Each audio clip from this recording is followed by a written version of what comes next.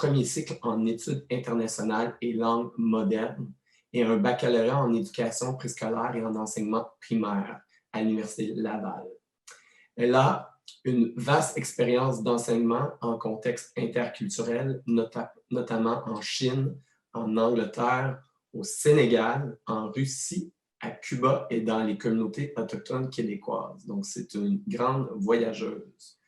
Elle a complété une maîtrise en psychopédagogie en 2018 dans laquelle elle a mené un projet collaboratif. Excusez-moi, je vous l'ai dit que j'allais perdre ma voix d'ici la fin de la conférence, avec des membres de la nation Innu sur les thèmes de la tradition orale et de l'identité d'apprenant. Elle poursuit aujourd'hui ses études au doctorat en psychopédagogie. Donc, Joanie Desgagnés, bienvenue parmi nous. Merci. Alors, bonjour tout le monde. Je suis vraiment contente de voir autant de participants ce matin, même si ça me rend un petit peu plus nerveuse, mais je suis vraiment contente d'être un petit peu avec vous, même si je suis un peu loin. Alors, merci pour la présentation, Hans. Tu as bien fait ça. Alors, c'est bel et bien mon CV.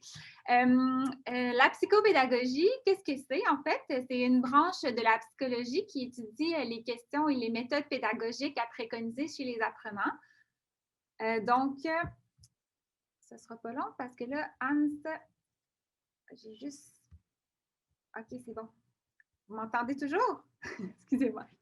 OK, donc à préconiser chez les apprenants. Donc, le psychopédagogue chercheur adapte son travail en fonction des spécificités cognitives, affectives, physiques des apprenants, mais également en tenant compte des facteurs scolaires, familiaux, sociaux et culturels. Donc, on considère l'apprenant dans sa globalité de manière holistique pour lui offrir le meilleur contexte d'apprentissage possible. Pour ma part, donc, c'est entre autres mon passage au Sénégal et ma visite à Écoanjit par la suite, donc dans un même mois pratiquement, qui m'a fait réaliser qu'on avait des similarités avec ce peuple sénégalais au Québec. Et ça m'a fait voir l'importance du respect des cultures pour favoriser la réussite scolaire. Donc, c'est à partir de ce moment-là que j'ai commencé à travailler de façon plus étroite avec les communautés autochtones. Donc, cette présentation vise à vous faire vivre, là, comme disait Hans, les étapes du cercle interculturel de l'imaginaire. Donc, qu'est-ce que le cercle interculturel de l'imaginaire? En fait, c'est un dispositif d'enseignement que j'ai créé avec l'aide de partenaires autochtones pour tenir compte des réalités et des cultures autochtones en contexte scolaire, donc, mais surtout en contexte d'apprentissage du français, donc dans le cours de français, au primaire et au secondaire. Et j'ai travaillé en communauté, donc particulièrement à Malioténa, mais également en milieu urbain dans la ville d'Alma. Donc aujourd'hui, je vous propose de vivre le rituel du cercle interculturel de l'imaginaire tout en le ponctuant d'explications un peu plus théoriques que je ne faisais pas avec mes élèves du préscolaire et du primaire, afin que vous compreniez les raisons de sa création et pour vous montrer également les rapprochements entre cette approche pédagogique-là et la notion de territoire, donc pour faire suite au thème actuel, ainsi que le patrimoine culturel matériel et immatériel. Donc, dans ce cas-ci, ce sera les traditions orales chez les Premières Nations. Joanie? Oui. Je t'interromps, mais très rapidement. Simplement, si tu pouvais réduire un tant soit peu la cadence, c'est pour notre traductrice pour qu'elle ait le temps de traduire vers l'anglais. Merci beaucoup. Merci de me le rappeler. C'est un peu abstrait là, qu'en ce moment que je me fais traduire en ce moment. Donc, merci de me le rappeler. Si jamais je reprends trop rapidement, fais-moi un petit signe, je vais me calmer. Donc, je disais, si le temps nous le permet, je pourrais vous présenter là, quelques résultats de recherche, mais le principal que je souhaitais aujourd'hui, c'est vraiment de vous faire vivre le cercle. Donc, s'il nous reste un peu de temps à la fin, là, je pourrais quand même parler de mes résultats de recherche. Donc, quels impacts ont eu cette implantation de ce cercle-là en milieu scolaire. Le cercle tel que je le conçois peut parfois rappeler les safe spaces. Donc, c'est un espace positif et une zone neutre. Donc, c'est supposé vous mettre un peu en confiance pour prendre parole. C'est un endroit qui permet aux personnes habituellement marginalisées, à cause d'une ou plusieurs appartenances à certains groupes sociaux, de se réunir et de communiquer autour de leurs expériences de vie, mais aussi peut-être leur expérience de marginalisation. Les safe spaces seraient apparus dans les années 1960 aux États-Unis. Donc, souvent, c'est des lieux physiques où on se rassemble. Dans le fond, c'est un endroit qui est déterminé. Dans nos écoles secondaires, on voit parfois des petits locaux qui sont déterminés pour nos élèves autochtones ou nos élèves immigrants, par exemple. Donc, ça pourrait être considéré comme un petit safe space. À la différence, moi, je voulais que ce soit intégré dans la classe, donc pendant l'apprentissage, pas simplement entre les cours ou après l'école. Je voulais que ce soit directement dans la classe de français afin de permettre aux élèves des Premières Nations, mais aussi des Franco-Québécois, lorsque j'ai travaillé en milieu urbain, de ne pas avoir à être confrontés aux réactions négatives dominantes à leur sujet. Donc, on sait que parfois, des élèves différents qui se côtoient dans un même lieu peut amener justement des préjugés, peut amener des réactions négatives ou des difficultés de communication. Donc, moi, le but, c'était de briser ces difficultés-là. Donc, mon safe space devait être un lieu où tout le monde se sent à l'aise de s'exprimer et de participer à la hauteur de son désir, sans avoir la crainte d'être attaqué, tourné en ridicule ou de voir son expérience niée ou minimisée.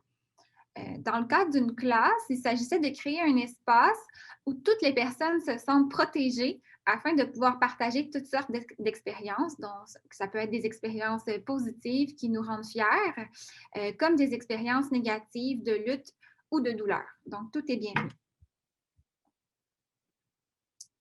On va pouvoir... Oui, merci.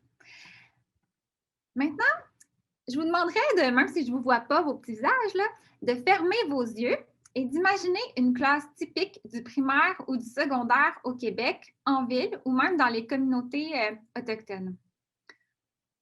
Qu'est-ce qui vous vient en tête?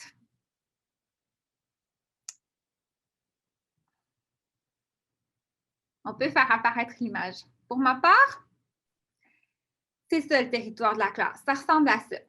Dans la majorité des cas, en tout cas, de ce que j'ai vu. Cependant, avec tout ce qu'on sait actuellement sur les besoins des Premières Nations, je suis d'avis qu'il s'agit d'une erreur majeure, en fait, de se limiter à ce territoire-là. L'ensemble des auteurs qui s'intéressent à la question de l'éducation chez les Premières Nations et la quasi-totalité des membres des Premières Nations, je crois, sont d'avis que le territoire d'apprentissage des Premières Nations devrait être bien différent, plus en adéquation avec les valeurs autochtones. Le Collège Kiona, d'ailleurs, en est un bon exemple. En même temps, il est certain qu'on ne peut pas changer toute l'allure et toute l'organisation des classes du Québec du jour au lendemain. À partir de ce constat-là, je me suis demandé si on pouvait, avec quelques interventions pédagogiques, quelques gestes bien réfléchis, changer le paysage immatériel et matériel, ainsi que le paysage imaginaire de notre classe, de nos classes. Dans mes recherches des dernières années, j'ai fait ce pari-là, en tout cas, en mettant en place un enseignement différent du français dans certaines communautés et aussi en milieu urbain, comme je le disais tout à l'heure. Et donc, avant de créer et d'implanter les cercles interculturels de l'imaginaire dans les cours de français, j'ai dû faire mon travail de chercheur et j'ai dû étudier en profondeur les défis de l'enseignement des langues dominantes en milieu autochtone. Donc là, c'était surtout le français que j'ai étudié, l'apprentissage du français, mais aussi le défi de cet enseignement-là quand vient le temps de l'enseigner en milieu urbain aux populations des Premières Nations. Le portrait actuel des milieux, j'ai aussi étudié le portrait actuel des milieux éducationnels et le portrait des langues parlées au Québec et le portrait des enjeux identitaires chez les Allochtones comme chez les Premières Nations actuellement. De vous partager tout ce que j'ai pu découvrir dans mes recherches, mais j'ai retenu des éléments essentiels qui m'ont permis de penser, en collaboration avec certains membres des Premières Nations, le dispositif que je vous présente aujourd'hui. On peut changer de diapo. Et donc, c'est au fil du temps que j'ai réalisé que mon but premier, c'était de faire une place au patrimoine culturel matériel et immatériel des Premières Nations. C'était ma façon à moi de changer le paysage des classes. Je voulais créer un territoire, un safe space imaginaire. Mais qu'est-ce que le patrimoine culturel matériel et immatériel? Donc, je vais juste prendre le temps de bien définir ces termes-là. Patrimoine désigne ce qui se transmet de génération en génération. Culturel, ça renvoie aux traditions et aux identités qui nous rassemblent. Matériel et immatériel, bon, c'est la partie facile, là, ça qualifie ce qu'on ne peut pas toucher. Ensemble, ces mots englobent donc les traditions et expressions vivantes qui sont transmises de génération en génération. Le patrimoine culturel immatériel, c'est en quelque sorte un patrimoine qui est vivant. Donc, qui comprend, entre autres, les rassemblements communautaires, où on mange de la soupe au castor, les traditions orales, les chansons, les méthodes de guérison ancestrale, etc. Le patrimoine culturel matériel, c'est le patrimoine qui est tangible, donc celui qu'on peut toucher. Ça fait référence aux objets qui évoquent pour un groupe de personnes quelque chose qui est symbolique. J'ai en tête notamment des mocassins, le couteau croche, un porte-bébé, ça peut même être un cellulaire à la limite. Concrètement, comment ce territoire-là pouvait-il prendre vie? Moi, je l'avais dans ma tête, mais il fallait que je fasse en sorte que les autres aussi le vivent et les autres aussi l'imaginent. Donc, les cercles interculturels de l'imaginaire sont un lieu, un territoire de circulation de la parole et des imaginaires. On mise sur la prise de parole. Donc, on met de côté un peu le français écrit et on remet la parole au cœur de la classe. Puis ça, on va remettre la parole, mais pas de n'importe quelle façon. On va s'assurer de le faire en ayant des repères fondés sur les traditions orales. Ça peut être les traditions orales Innu, si on travaille avec les Inuits, les traditions orales franco-québécoises, les traditions orales atikamekw, etc. C'est également un lieu de manifestation d'expression symbolique qui fait référence à des objets culturels de relation et de médiation. Donc, on place au centre du cercle des objets physiques. Vous verrez tout à l'heure, j'ai créé un cercle avec des objets, mais normalement, ils sont physiques, donc on peut les toucher. Ça, c'est le patrimoine culturel matériel. On laisse également une place importante au patrimoine immatériel. Donc, lors du cercle, il y a une étape dans le cercle où on mise sur le partage de contes, de légendes, de poèmes autochtones ou franco-québécois. Donc, l'idée, c'est vraiment de faire une place. Dans les communautés où j'ai travaillé, ce sont des aînés qui participaient au cercle interculturel de l'imaginaire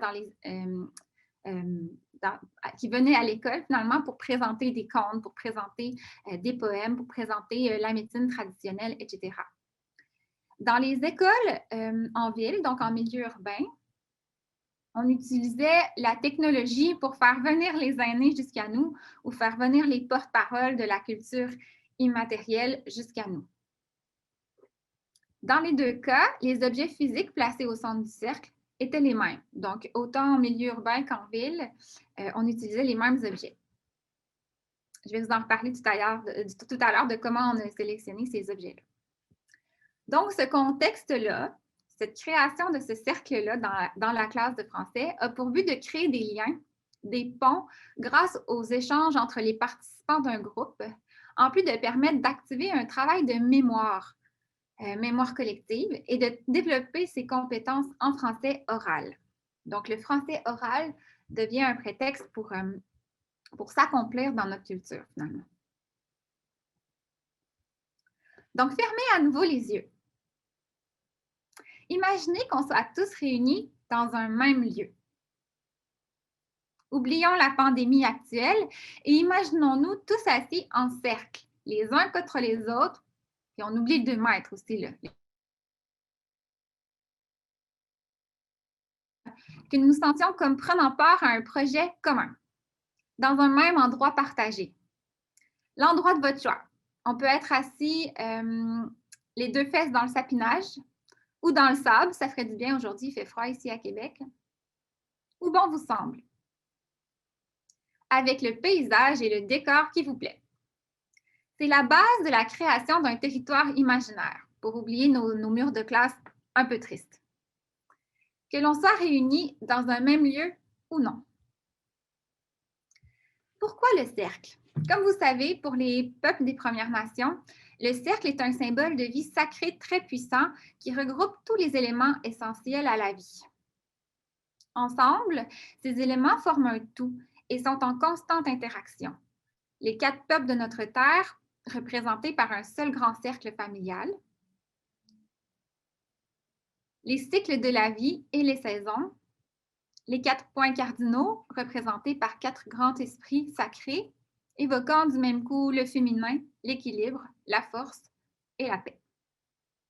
Cette harmonie, c'est une condition primordiale de la vie et le fondement de la médecine traditionnelle d'ailleurs.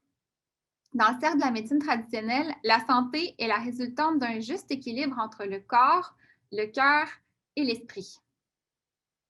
Tout au long de notre présence sur le terrain, donc à Maliotenam notamment, quand c'était possible, les cercles interculturels se sont déroulés en grande partie à l'intérieur de la tente traditionnelle.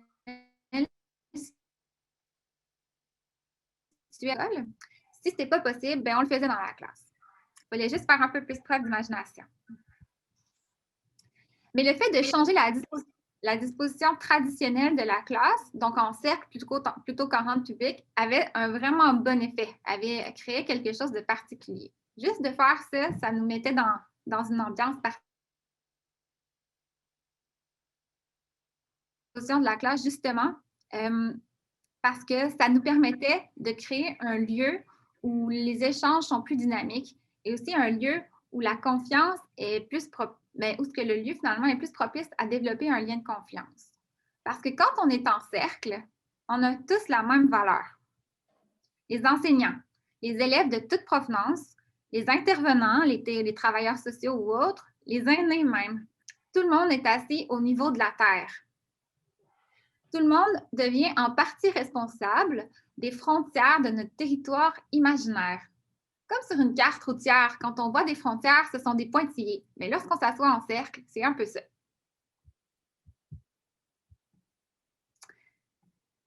Je vous invite donc à commencer notre cercle. Dans l'optique de visualiser l'ouverture de chacun des participants, sa part de frontière, le rituel d'ouverture est toujours précédé d'un petit exercice où l'on doit délimiter notre espace, notre territoire personnel. Parce que pour créer un territoire en groupe, il faut d'abord avoir notre espace, notre territoire à nous.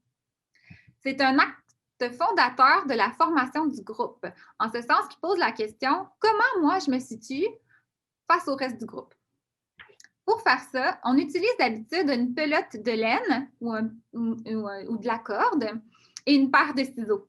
Pour délimiter finalement son territoire, chacun prend un bout de laine ou un bout de corde et place son petit bout de laine ou son petit bout de corde de la manière qui pourrait symboliser finalement son territoire personnel au sein d'un territoire partagé avec le reste du groupe. Par exemple, un participant pourrait placer son bout de laine en demi-cercle ouvert face au groupe, en expliquant son désir de partage et sa volonté de se laisser rejoindre par les propos des gens qui partagent le cercle avec lui. Également, dans le but de tenir compte du principe de gestualité, qui est un principe de base dans la tradition orale, qui caractérise d'ailleurs beaucoup l'oralité de plusieurs nations autochtones, on offre la chance aux participants de se placer autour du cercle ou un petit peu à l'écart de manière libre et d'utiliser la laine de façon volontaire afin de représenter son territoire. Donc, on s'assure de privilégier d'abord le silence, le non-verbal en tout premier lieu, les gestes pour appuyer finalement ce qui ne peut pas toujours être compris par des mots. Donc, la retenue dans les gestes de certains participants, c'est ce qu'on voyait sur le terrain, rend parfois la définition du territoire encore plus éloquente. La posture, le choix du positionnement, les petits bouts de laine parlent d'eux-mêmes normalement. Mais certains aiment expliquer leur choix, certains aiment parler de leur territoire, certains aiment dire comment ils se sentent face au reste du groupe. C'est libre. Cette méthode permet à tout le monde de se sentir accueilli et à l'aise de participer à la hauteur de sa volonté sans nécessité de se justifier. Aujourd'hui, j'aimerais pouvoir faire circuler mon petit bout, ma petite pelote de laine et pouvoir vous demander de faire le même exercice. Mais faites-le quand même dans votre tête. si on pouvait le faire, là, comment vous placeriez votre petit bout de laine, votre positionnement par rapport au reste du groupe? Est-ce que l'écran crée une distance? Est-ce que vous vous sentez quand même proche des autres? Est-ce que vous avez envie d'être proche des autres? Est-ce que vous êtes réceptif aux autres? Donc, tout ça pourrait influencer la façon dont vous placeriez votre petit bout de laine. Est-ce que certains d'entre vous auraient envie de partager comment il se sent aujourd'hui ou de partager comment il placerait son petit bout de laine si on avait la chance d'être tous réunis? Oui. Oui. Oui, simplement dire je me sens quand même loin à travers l'outil web. Donc, je pense qu'il y aura un des petits bouts de laine qui sera plié sur lui, mais quand même très ouverte à la discussion. Donc, la moitié ouverte et la moitié fermée. Contrairement à si on était tous en présence, ce serait en d'une belle forme de U. Merci. Quelqu'un d'autre? Pour ma part, le petit bout de laine ferait en sorte que tout le monde serait collé. Parce qu'après 8 mois de 2 mètres de distanciation, ça ferait du bien. Dans ce sens-là, moi, je dirais ce qui me venait justement par la distance qui nous donne envie d'être ensemble et de se sentir reliés. Moi, c'est ce que ça me disait, qui partirait du cœur, donc devant moi, qui irait vers le centre, parce que comme tu le disais, Joanie, là, dans un cercle, tout le monde est à égale distance du centre, donc se rejoindre au centre. On a un commentaire dans... Ah, désolé. Pas de problème. Prenez le temps de terminer. Je juste dis un territoire partagé, un désir de partager le territoire.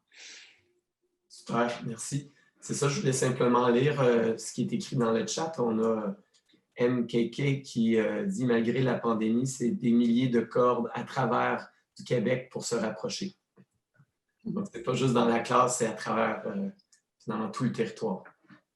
Ça nous prendrait une grosse pelote de laine. Exact. Mais je pense que ça vaudrait la peine. Merci pour votre participation. Ensuite, donc, on serait rendu au rituel d'ouverture. La première étape du cercle consiste en un rituel de présentation de soi. On peut changer la diapositive, ça va être peut-être plus évocateur. Oui, merci. Donc, un rituel de présentation de soi où chacun se présente en choisissant un ou des objets qui sont placés à la vue de tous au milieu du cercle et qui illustre un trait qui le caractérise ou qui parle encore d'une expérience qu'il a faite ou un projet qui lui tient à cœur. Comme je vous disais, les objets physiques sont placés au centre du cercle et agissent comme pouces à parler. Donc, ce sont des objets qui peuvent nous inspirer. Donc, on peut les utiliser pour leur sens propre ou leur symbolique. Par exemple, si j'utilise le chien, si je prends le joli Golden Retriever, je pourrais dire que moi, le chien, me rappelle le chien de ma grand-mère qui est maintenant décédée, mais qui avait une place vraiment importante dans mon cœur. Donc, elle avait un chien qui ressemblait un peu à celui-là. Et quand il est décédé, en fait, ma grand-mère, c'est la première fois que je l'ai vue pleurer. Et il s'est produit quelque chose à partir de ce moment-là. C'est comme si un lien particulier s'était créé entre ma grand-mère et moi. Et aujourd'hui, ben, ce moment-là, il est encore important. Il est encore important pour moi, puis il va toujours l'être.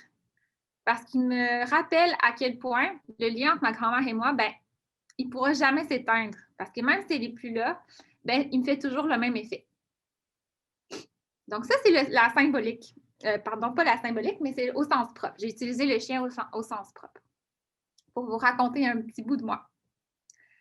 Je pourrais aussi utiliser le chien au sens plutôt symbolique. Donc, vous dire que moi, je considère que le chien, c'est comme le meilleur ami de l'homme. Et je considère que l'amitié est une valeur qui est vraiment importante pour moi.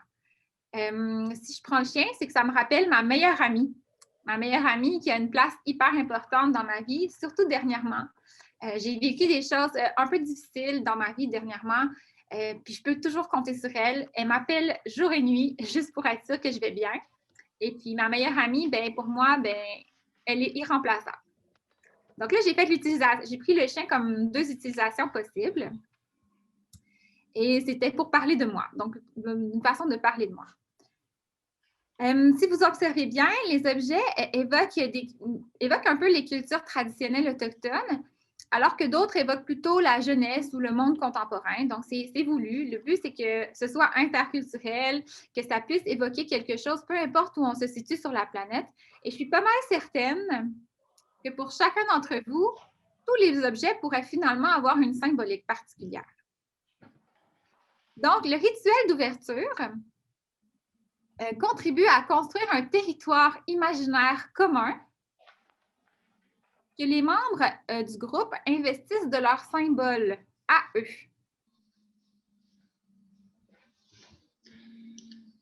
Au singulier ou au pluriel, à eux et de leur expérience de vie. Ces objets deviennent notre paysage au fil des semaines. On s'y attache parce qu'ils deviennent plus seulement un chien pour un chien. Ils deviennent un chien pour les 1000 raisons qu'on pourra trouver tous ensemble.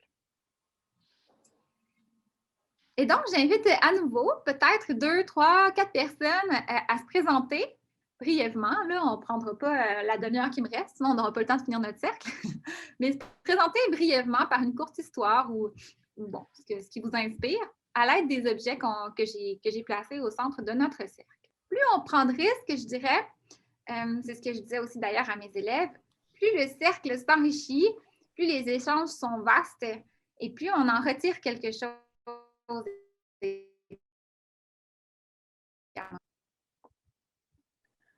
Je peux y aller. Merci. Moi, j'ai choisi je l'ai juste pardon pour mon anglicisme, le lighter. Moi, j'en ai plein parce que j'ai des bougies chez nous, puis j'ai de l'encens et tout. Puis, à un moment donné, je l'avais amené dans mes poches, puis j'étais partie dans une soirée, puis je connaissais personne là-bas. Puis à un moment donné, je suis allée dehors à un moment donné, puis je sais pas si c'est ça l'exercice, là, c'est ça? C'est parfait! Exactement. OK. Puis quand j'étais dehors, il y avait plein de personnes qui disaient « Quelqu'un a-tu un lighter? » Puis j'ai dit « Oui. » Puis là, puis moi, c'était comme... Fait que là, tu sais, c'est rendu que je l'amène tout le temps pour créer des conversations, genre. C'est mon moyen de commencer, de briser la glace. Moi, je suis pas quelqu'un qui a de la misère à faire les premiers pas et tout. Fait que pour moi, c'est comme mon moyen de socialiser pour le moment, là. Puis on va dire de rencontrer des gens, puis tout. Puis ça me rappelle que moi, j'ai de la misère à faire des... que j'ai de la misère à faire les premiers pas, à socialiser puis tout, mais que, tu sais, je me trouve toujours des cues pour en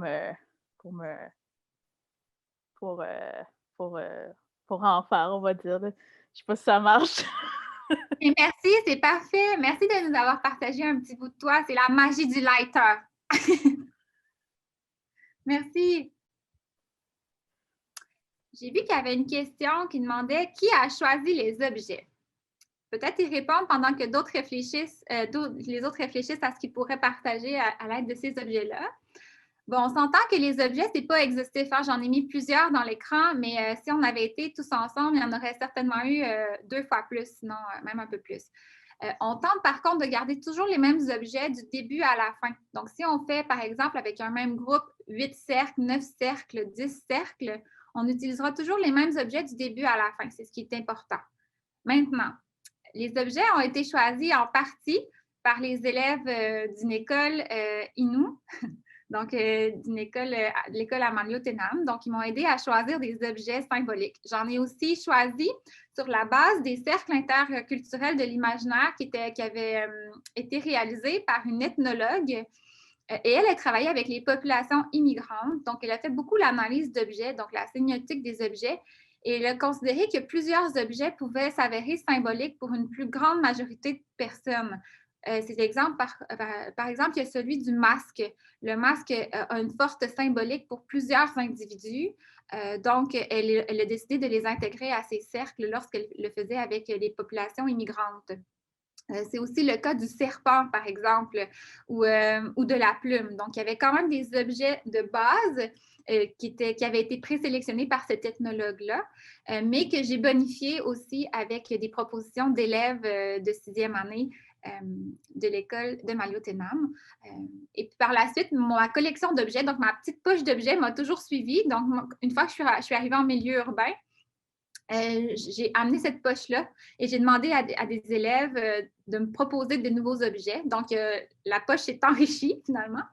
Et donc, on en est à une poche actuelle. Et là, vous avez peut-être le tiers de ma poche. Voilà. Est-ce que quelqu'un d'autre voudrait... Oui, on a des commentaires en ce moment. Tu peux les lire si tu le souhaites, Joanie. OK. Donc, il y a quelqu'un qui disait qu'il avait choisi la pomme. Oui. Parce qu'elle en met toujours une dans le sac à lunch de ses enfants. Et c'est un geste d'amour pour qu'ils soient bien en santé, parce que c'est vrai qu'une pomme par jour nous éloigne toujours du médecin, apparemment. Et est une bonne journée, ça représente l'amour maternel pour moi. Donc, merci beaucoup, Marianne. Ensuite, il y a Cédric qui dit « Je me souviens pourquoi je n'aime pas mes anniversaires. Une fois, j'ai invité toute ma classe et il n'y avait que 2 personnes qui sont venues car ils étaient obligés. Bien sûr que ça marche, Cédric, comme histoire. Comme je le disais, hein, ça peut être des choses positives, comme parler d'une pomme qui signifie la santé, l'amour maternel, mais ça peut être un événement plus triste ou un événement plus douloureux qu'on a vécu dans la vie, qu'on a envie de partager parce que toutes les expériences que le partage permet de ce lien de confiance-là, qu'elle soit positive ou non, et qui permet cette ouverture-là face aux autres qu'on veut éventuellement développer. Donc, le fait de pouvoir s'affirmer, ça fait qu'on se reconnaît soi-même et ensuite, on est peut-être plus apte à s'ouvrir aux autres et à écouter finalement ce que les autres ont à nous raconter. Donc, il n'y a pas de bonne ou mauvaise réponse. Joanie, juste rapidement par rapport aux commentaires de Cédric. Merci Cédric. Je lui ai écrit en privé pour savoir à quel objet il fait référence. Puis il m'a répondu « Tous ces objets me font penser à donner comme un jouet dans les anniversaires. » Fait qu'il voit ces objets-là comme des cadeaux possibles finalement. Ah, j'ai des frissons, Cédric, c'est magnifique. C'est la première fois que quelqu'un choisit tous les objets à la fois. Ensuite, j'ai Johanna qui dit « Je choisirais les livres parce qu'ils m'ont sauvé la vie et qu'ils m'accompagnent tous les jours. Je choisirais la boussole aussi parce que je me laisse porter par le vent et qu'il faut parfois que je me souvienne où est mon or. » Ah, je suis quelqu'un de vraiment émotif dans la vie, puis là, vous me donnez les larmes aux yeux ce matin. Ça me fait du bien et ça me réchauffe. Alors, si personne d'autre avait le désir de participer, je continuerai. Ce type de rituel-là a un caractère un peu paradoxal dans le sens où ça nous permet de se positionner face aux autres, de se situer face aux autres. Et c'est un peu rassurant dans ce sens-là parce qu'on individualise chaque individu du groupe, donc on les personnalise et c'est moins anxiogène de devoir s'exposer par la suite. Donc, plus les gens participent, plus on a la confiance de participer. Donc, c'est un cercle dans ce sens-là. On a de nouveaux commentaires. Parfait. Il y a Victor Grosjean qui dit « La guitare, pour procurer des émotions, capter l'attention, son côté fédérateur, entraînant. Il symbolise le rassemblement et l'ouverture sans frontières. Ces mélodies m'ont souvent ravivé de belles émotions. » Merci, Victor. Et il y a Ève qui dit « Le cœur, parce que partout où je vais, les battements de mon cœur me rappellent que je suis vivante. » Et donc, une fois qu'on a justement eu le courage de partager, comme Ève, Victor, Johanna et les autres, d'aussi belles pensées, bien, les autres ça fait comme un effet d'entraînement. On a tendance à vouloir à notre tour partager et on se sent plus en confiance. Et donc, ce que je permettais, moi, lors des cercles avec mes élèves, je leur permettais de choisir la langue dans laquelle ils voulaient le faire. Donc, ils n'étaient pas obligés de prendre le français pour leur rituel d'ouverture. Ils pouvaient prendre les 2 langues, donc parler en français et en Innu ou en français et en Atikamekw, c'était libre, ou en anglais s'ils le souhaitaient. Donc, il n'y avait pas de contraintes par rapport à ça. Par contre, il y avait peut-être parfois des petites traductions qui étaient nécessaires et là, souvent, on entrait dans un dialogue intéressant par rapport à la langue en soi et donc, ça pouvait également enrichir les échanges.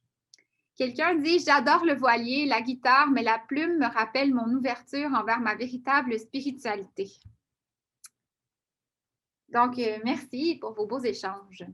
Vous aurez, si vous n'avez pas eu la chance de parler et que vous étiez peut-être inspiré, la chance peut-être de réagir tout à l'heure à la suite. Donc, le cercle ne s'arrête pas là. On est donc rendu à l'acte de performance. Hans, peut-être me dire combien de temps il me reste? Oui, avec plaisir. Donc, il reste une quinzaine de minutes, un peu au-delà de 15 minutes. OK, parfait. Comme la participation est très bonne, on peut changer de diapositive. J'avais prévu vous présenter de la même manière que je le faisais avec mes élèves, un acte de performance vidéo. Donc, c'était un aîné qui nous raconte une légende à Tikamek. Donc, parce que c'est le moment, dans le fond, dans le cercle, où on fait place, comme je disais tout à l'heure, au patrimoine culturel immatériel.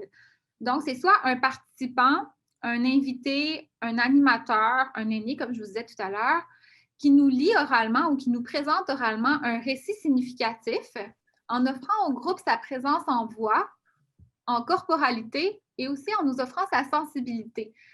Donc, c'était souvent des contes, des légendes, des poèmes qui étaient utilisés dans mon cas, mais ça aurait pu être également des chansons ou autres. Tout ce qui finalement nous rappelle d'où l'on vient, qui on est, ça fonctionne. Tant cette étape-ci que notre collaboration avec les conteurs, les poètes et tout ça était issus des Premières Nations, bien sûr, était fondamentale. Et c'est à ce moment-là, finalement, qu'on laissait toute la place aux cultures en présence. Donc, s'il y avait seulement des Inuits dans la classe, on mettait vraiment la culture Innu, en tout cas, ce que les gens considèrent comme la culture Innu de l'avant. Si c'était avec des Atikamekw et des Franco-Québécois, eh bien, on faisait place aux deux cultures. Aujourd'hui, je crois qu'on va manquer de temps pour écouter M. Nikwe nous raconter son histoire. Donc, je vais transformer ce petit vidéo plutôt en poème. Donc, je vais utiliser un poème de Joséphine Bacon qui provient de son livre de poèmes Bâton à message. C'est un court poème, donc ça va nous laisser le temps d'y réagir, ça va nous laisser le temps de faire l'acte de performance à notre tour à la suite de cela. Donc, c'est un très court poème sur une ligne. Je me laisse pas mis trop difficile. Et je ne vais malheureusement pas le lire en Innu parce que mon Innu est un peu limité. Les arbres ont parlé avant les hommes. Mon peuple est rare. Mon peuple est précieux. Comme un poème sans écriture. Je pense que c'est trop beau, je vais le relire une deuxième fois, OK? Les arbres ont parlé avant les hommes. Mon peuple est rare. Mon peuple est précieux. Comme un poème sans écriture. Donc voilà, on peut changer la diapositive puisque là, on va passer directement au rituel d'échange et de rapprochement. Donc, c'est à la suite de la performance ou de l'acte de performance qu'on vit la troisième étape du cercle, qui est l'étape de réaction. Et là, cette étape-là, pour les élèves, elle était obligatoire en français parce que c'était cet aspect-là de cours de français qu'il fallait quand même honorer. Là, on était dans le cours de français. Donc, ils devaient faire un effort en français pour réagir à l'acte de performance, mais qui avait quand même attrait à leur culture ou qui était même parfois dans leur langue. Donc, cette réaction-là se fait sous forme d'association libre. Encore une fois, il n'y a pas de bonne ou mauvaise façon de réagir à un texte ou à un acte de performance quelconque. Donc, ça peut être sous forme de récit d'expérience personnelle, notre façon de réagir. Ça peut être un récit de migration entre la ville et les communautés, par exemple. Donc, c'est un moment où s'approfondit la connaissance des uns et des autres grâce au partage de son histoire reliée à son groupe d'origine, à sa trajectoire individuelle. C'est le partage de ses savoirs, de ses expériences. Donc, les participants peuvent raconter un souvenir, raconter un fait historique, raconter une expérience personnelle, une histoire ou un autre conte en faisant des liens avec ce qu'on a vécu comme acte de performance. Là, c'était un court passage d'un texte de Joséphine Bacon. Et donc, les participants, souvent, aiment accompagner leur prise de parole, encore une fois, par l'utilisation d'objets. Et donc, c'est aussi à l'utilisation d'objets, fait référence à la picturalité dans les traditions orales, la plupart des traditions orales, en fait, là, mais surtout dans les traditions orales Innu et Atikamekw. On fait souvent appel à des objets pour s'aider à raconter ou s'appuyer dans la façon de réagir à quelque chose qu'on vit. Donc, encore une fois, vous pouvez utiliser les objets, c'est libre toutefois. Vous pouvez réagir, donner votre réaction libre sans l'utilisation des objets, ça demeure libre. Alors, je vous rappelle que les réactions possibles sont variées, qu'il n'y a pas de bonne ou mauvaise façon de réagir. Puis, je vous invite à réagir au petit poème si le cœur vous en dit. Entre-temps, pendant que vous réfléchissez à votre réaction, il y a Marianne Laroche qui écrit dans le chat comment va-t-on avoir accès à des anciens ou des conteurs pour parler à nos classes? Donc, je ne sais pas si tu souhaites répondre à cette question, Joanie. C'est une très belle question. Donc, comme je le disais tout à l'heure, moi, en milieu urbain, j'ai rencontré cette difficulté-là. Je ne pouvais pas faire venir autant d'aînés, autant de conteurs, autant de personnes que j'aurais voulu dans la classe, surtout que les cercles se déroulaient à tous les vendredis pendant plus que c'était possible.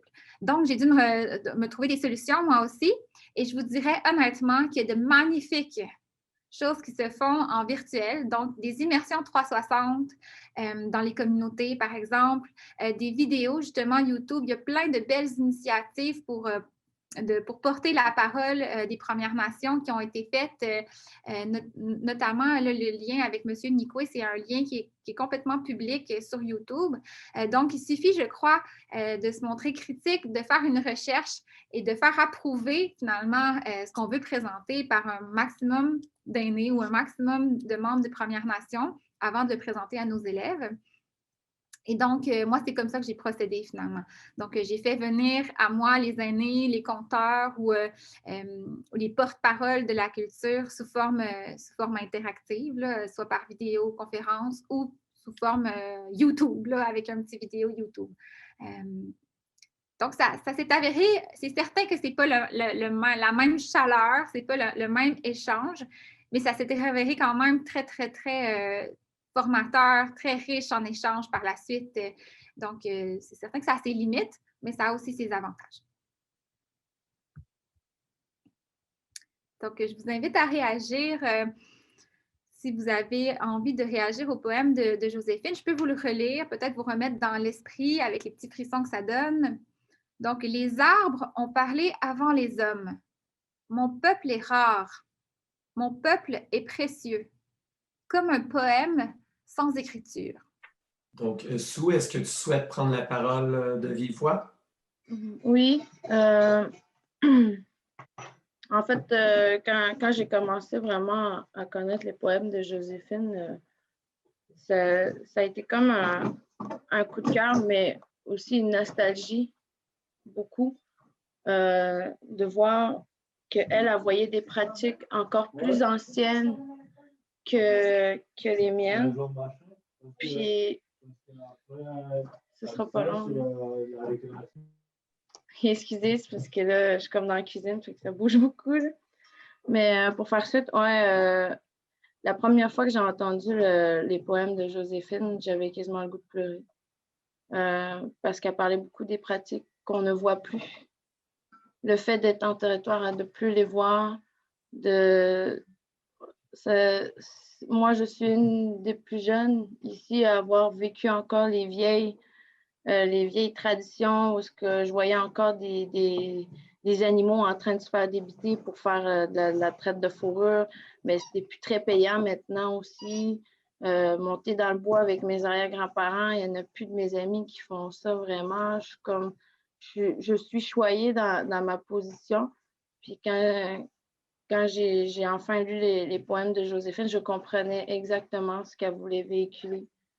Puis quand on s'est parlé aussi, elle m'avait invité à un projet, puis même en s'en parlant, on avait tout de suite la même idée de la conception du territoire. Puis c'est juste beau comment elle le véhicule à travers ses mots, sa richesse de mots, sa manière de l'expliquer.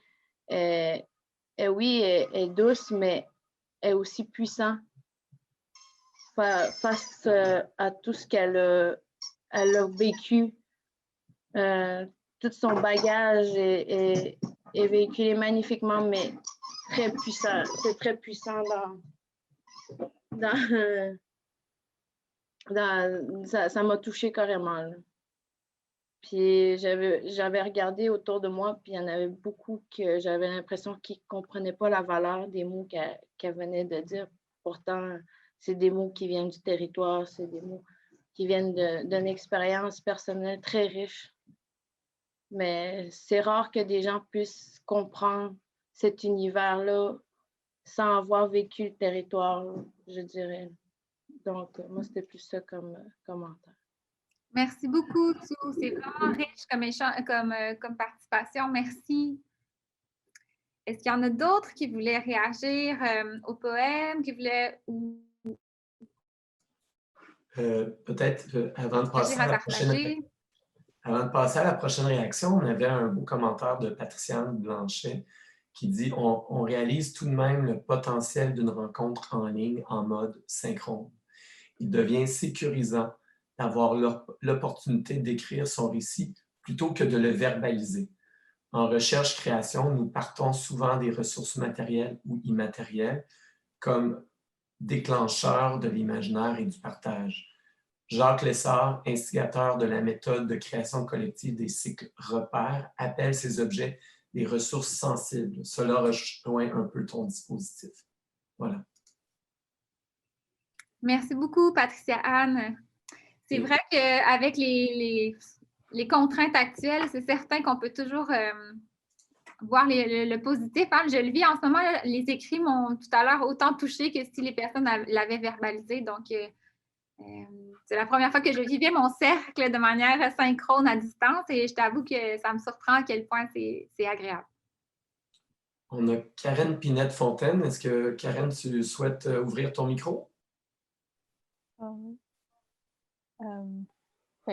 Moi, ça fait, je pense, 3-4 ans que j'ai quitté ma communauté pour les études. Puis, pour moi, les poèmes de Joséphine Bacon, je reviens toujours vers ces poèmes quand je m'ennuie de ma communauté. Il y a celui-là que j'aime beaucoup aussi parce que ça me rappelle que ça me rappelle comment mon peuple est comme c'est un peuple oral et tout, comme un poème sans écriture. Ça me rappelle ça qui utilise beaucoup la parole et tout. Et des fois, moi, c'est un poème qui m'a vraiment touchée. C'est beaucoup lui où elle écrit et jamais je n'oublierai d'où je viens. Et surtout quand c'est écrit en Innu, ça me pogne des fois. Là, des fois, tu te perds un peu dans la ville là, quand tu es autochtone. Moi, c'est quand je suis Innu, c'est difficile de se rappeler genre qu'on est et tout dans une aussi grosse ville et tout. Puis fait que des fois revenir sur ce poème-là, des fois ça me rappelle d'où je viens, comment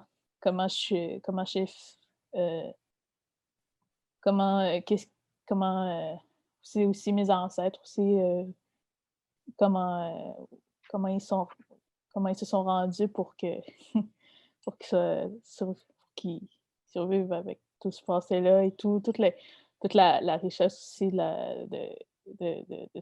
du territoire et tout. Là. Donc, pour moi, Joséphine Bacon me fait rappeler à quel point on est un peuple riche, on va dire, de, d'histoire et culture. Fait que ça.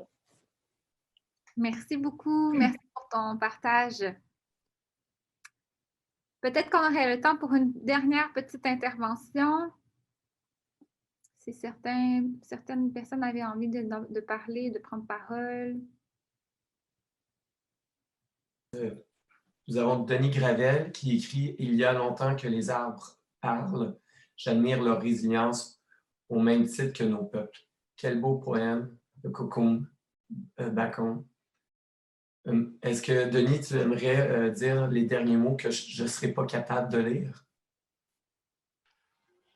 Oui, oui. Le mot Tiawank veut dire merci. Est-ce que vous m'entendez? Oui, moi je t'entends bien. OK. Alors, le premier mot, c'est un mot Wendat qui veut dire merci. Donc, on dit Tiawank. Et l'autre, c'est Tinushkumetin. Je ne sais pas si je le dis comme il faut, mais c'est nos frères et sœurs Innu. Alors, je crois qu'on dit Tinushkumetin, mais je vais laisser quelqu'un de la nation Innu là, de le prononcer comme il faut. Tiawank, merci.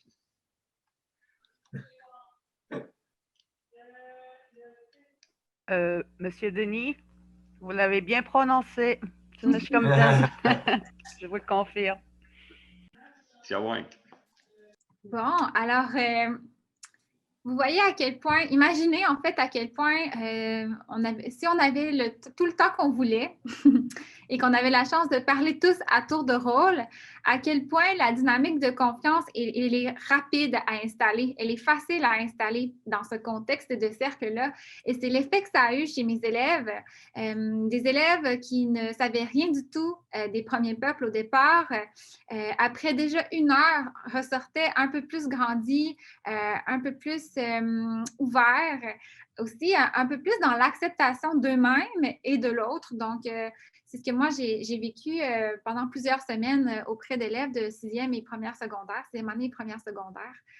Donc, je pense vraiment que ce genre de dispositif-là est porteur, autant pour nos écoles que pour n'importe quel contexte interculturel. Donc, c'est ça. Je trouve que ce matin, si on avait eu la chance d'avoir plus de temps et plus de personnes qui puissent intervenir, je pense qu'on aurait vraiment eu toute cette richesse-là possible là, et cette rencontre-là possible. Déjà, avec vos interventions, moi, j'ai vécu un petit quelque chose. J'ai vécu un petit début de rencontre et j'ai trouvé ça magnifique de pouvoir avoir accès à vos pensées, accès à vos partages. Alors, je vous remercie. Et c'est ce qui nous mène à la dernière étape du cercle. En fait, on peut changer de diapositive. Et c'est le rituel de clôture. Donc, la 4e étape et dernière étape, c'est le rituel de clôture. Au terme de chaque séance, on invite les participants à un travail de réflexivité, ce qui permet de resserrer les liens entre les participants du groupe. Donc, le rituel de clôture est également vu comme l'intégration. Lorsqu'on parle plutôt des étapes en enseignement planifié, on parle de l'intégration. Donc, c'est à la fin de la situation d'apprentissage. Le moment où l'enseignante chercheur, moi j'étais comme une enseignante chercheur, j'avais les 2 postures, retrouve son rôle habituel pour reconnaître les apprentissages réalisés et leur assigner un nouveau statut de savoir. Donc, c'est là qu'on finalement formalise les savoirs, qu'on nomme les nouveaux apprentissages aux élèves ou qu'on leur fait nommer également. Donc, ce rituel valide les nouveaux savoirs, le dernier rituel valide les nouveaux savoirs acquis et prépare aussi pour les futurs apprentissages ou les futures notions qui seront abordées dans les cercles suivants. Ça gère aussi, ça permet de gérer l'incertitude des élèves. Là. À quoi ça a servi, ce cours-là? J'ai-tu vraiment fait du français? Est-ce que j'ai vraiment appris quelque chose? Là? On a-tu juste perdu notre temps à jaser comme si on était autour d'un café? Alors, ça permet de les sécuriser puis de leur montrer que oui, il y a bel et bien eu apprentissage formel et il y a bel et bien eu... c'est ça, un travail qui a été accompli tout au long du cercle. C'est également vu comme le mot de la fin. Donc, souvent, l'animateur ou la personne qui enseigne va prendre parole une dernière fois, puis ensuite va laisser la chance à tout le monde qui a envie de nommer ses apprentissages ou qui a envie de partager ce qu'il a appris aujourd'hui. Donc, il y a un petit moment quand même à la fin Même si les objets sont rassemblés, ramassés tous ensemble, on peut quand même prendre parole à la fin pour dire, ben moi, c'est ce que j'ai appris aujourd'hui. Moi, c'est comme ça que je ressors du cercle. Donc, moi, c'est comme ça que je repars chez moi, un peu plus riche de tel ou tel élément. Donc, je vous invite à votre tour peut-être à prendre parole, à dire est-ce que vous avez appris quelque chose aujourd'hui, avec quoi vous repartez, qu'est-ce qui vous a nourri aujourd'hui ou quelque chose du genre. Donc, allez-y si vous avez envie.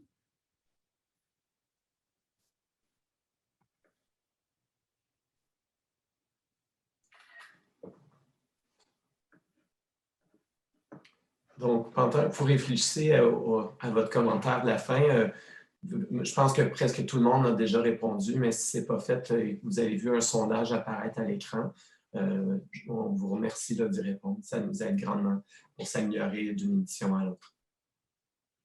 Sinon, il y a Denis Gravel qui demande à quand la prochaine.